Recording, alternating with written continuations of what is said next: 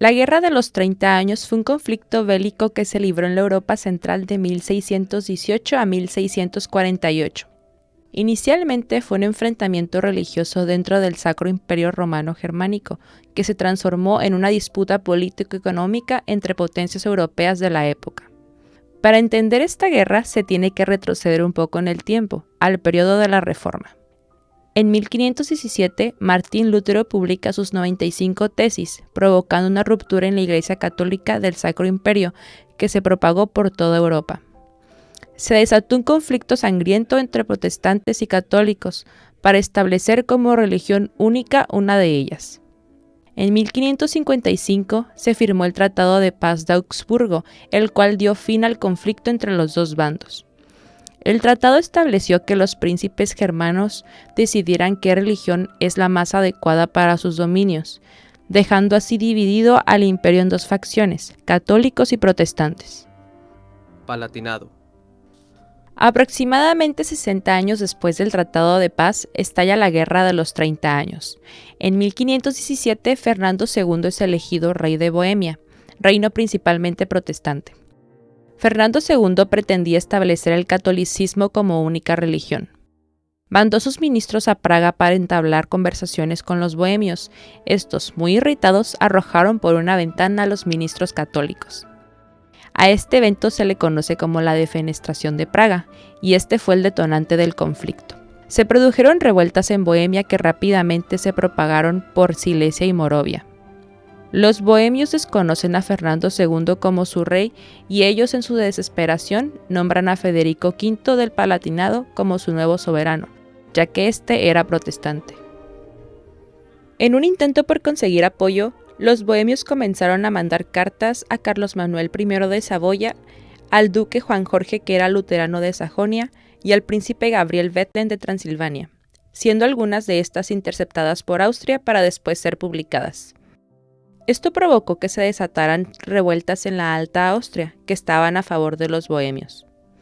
El conde Enrique Matías Thurn y Ernesto de Mansfeld fueron pagados por el duque de Saboya para crear los disturbios.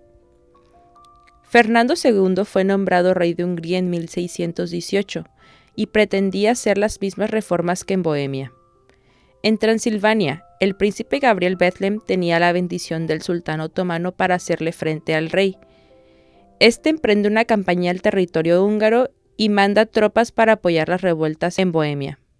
Ya como emperador del Sacro Imperio, Fernando II manda al ejército imperial a sofocar las revueltas, y con la ayuda de la Liga Católica, estas son reprimidas en la Alta Austria y en los países checos. Más adelante se presenta la batalla de la Montaña Blanca, donde los protestantes son derrotados. Entonces Federico V se retira al Palatinado y sigue luchando en contra de Felipe II. Las tropas de Tilly derrotan a Federico V en 1623 y el Palatinado cae en manos de los católicos. Periodo danés. Los protestantes del Sacro Imperio pidieron ayuda a Dinamarca, Francia e Inglaterra, pero los dos últimos estaban ocupados en su alianza en contra de España. El único que los ayuda fue Dinamarca. El emperador Cristian IV envió un ejército a invadir Sajonia, el cual no presentó resistencia. El general bohemio Wallenstein, quien estaba bajo las órdenes de Felipe II, reunió un ejército de mercenarios y con ello pretendía detener la invasión danesa a Sajonia. Se obtuvieron victorias en Dachau en abril de 1626. En agosto del mismo año, el conde Tilly, que pertenecía a la Liga Católica, derrota al ejército de Cristian IV en Lutter. El ejército imperial invade al norte del Sacro Imperio y Wallenstein hace retroceder las tropas de Cristian hasta la península de Jutlandia, para después obtener la victoria el 6 de marzo de 1627. El 22 de mayo del mismo año se firmó el Tratado de Paz de Lübeck, con el cual terminó el periodo danés. El panorama para los protestantes era desolador. Nobles y campesinos preferían abandonar sus tierras antes de convertirse al catolicismo. Mansfeld y Gabriel Bethlen murieron en 1629. En 1630, Fernando II destituyó a Wallenstein por miedo a que se hiciera muy poderoso. Gustavo II de Suecia decidió atacar al Sacro Imperio, con excusa de proteger a los protestantes. La Guerra de Suecia fue apoyada por Francia y las Provincias Unidas. De 1630 a 1634, Suecia hace retroceder a las fuerzas católicas, tomando Pomerania e invadiendo Magdeburgo.